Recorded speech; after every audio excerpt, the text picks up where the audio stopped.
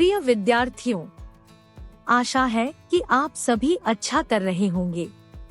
आज हम भारतीय संविधान की प्रमुख विशेषताओं के बारे में चर्चा करने जा रहे हैं।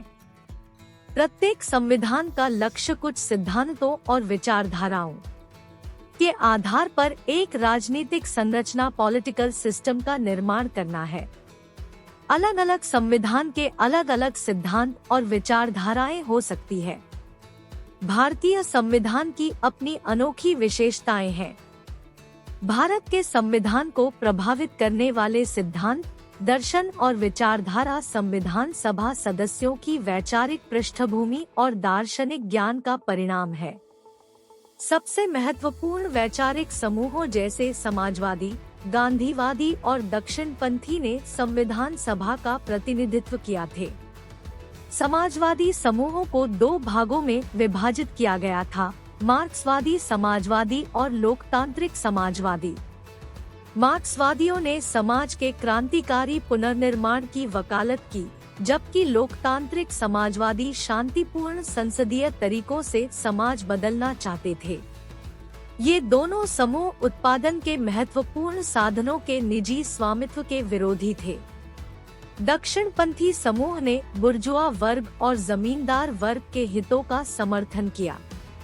गांधीवादियों ने उत्पादन के पूंजीवादी तरीके की आलोचना की।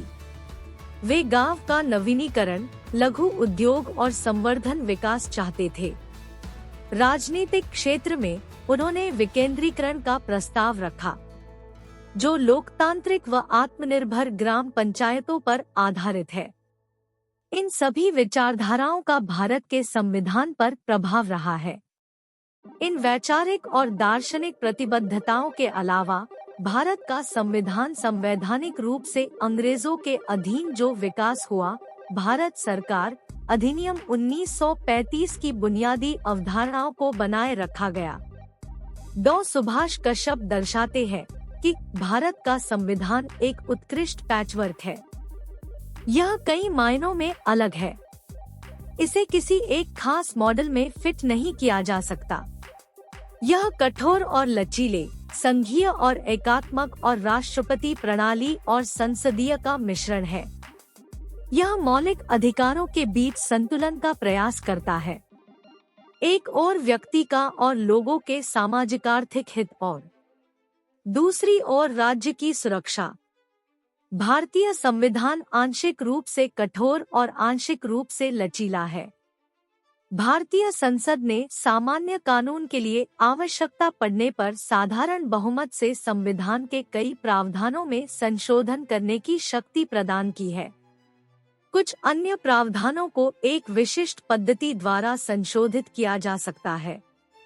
भारतीय संसद का बहुमत, उदाहरण सदन कुल सदस्य संख्या के बहुमत तथा उपस्थित और मतदान में भाग लेने वाले सदस्यों के 2/3 मतों से सदन की कुल सदस्यता का बहुमत।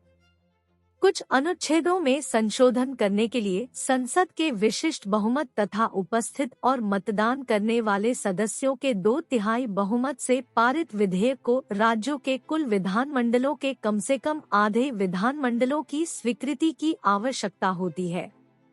भारतीय संविधान दुनिया के सबसे बड़ा लिखित संविधानों में से एक है और इसे 26 जनवरी 1950 को अपनाया गया था। भारतीय संविधान की कुछ प्रमुख विशेषताएं हैं। प्रस्तावना। भारतीय संविधान की प्रस्तावना संविधान के दर्शन व व्यवहार को दर्शाती है। इसमें कहा गया है कि भारत एक संप्रभु, समाजवादी, धर्मनिरपेक्ष, लोकतांत्रिक और गणतंत्र राष्ट्र है।